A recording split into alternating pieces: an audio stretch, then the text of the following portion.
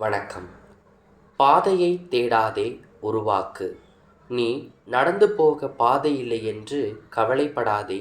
நீ நடந்தால் அதுவே ஒரு பாதை. எதிர்பார்த்த பொழுது கிடைக்காத வெற்றி எத்தனை முறை கிடைத்தாலும் அது தோல்விதான். நீ நண்பனாக இரு, உனக்கு நண்பன் இருக்க வேண்டும் என்று ஆசை கொள்ளாதே. இழப்பதற்கு இனி எதுவுமில்லை என்கின்ற மனிதனிடம் நீ சவால் விடாதே. நாம் எல்லோரும் நிலவை போன்றவர்கள். அதற்கு இருளான ஒரு பக்கமும் உண்டு.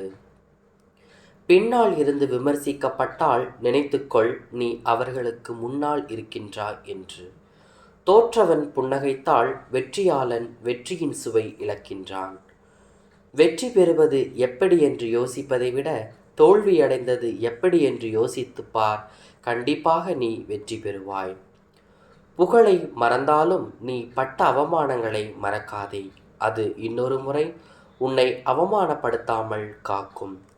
இந்த உலகமே உன்னை திரும்பி பார்க்க வேண்டுமென்றால் நீ யாரையும் திரும்பி பார்க்காதே.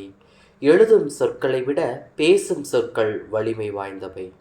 எவராலும் வெற்றியை தாங்கிக் கொள்ள முடியும், ஆனால் வலிமை மிக்கவரால் மட்டுமே தோல்வியை தாங்கிக் கொள்ள முடியும். உங்களால் பறக்க முடியாவிட்டால் ஓடுங்கள். ஓட முடியாவிட்டால் நடந்து செல்லுங்கள். நடக்கவும் முடியாவிட்டால் தவழுங்கள். இலக்குகளை நோக்கி சென்று கொண்டிருக்கின்றீர்கள் என்பதை மிக முக்கியமானது. என்றும் உங்கள் இலக்கை நோக்கி ஓடி இலக்கை அடைய என் மனமார்ந்த வாழ்த்துக்கள். நன்றி.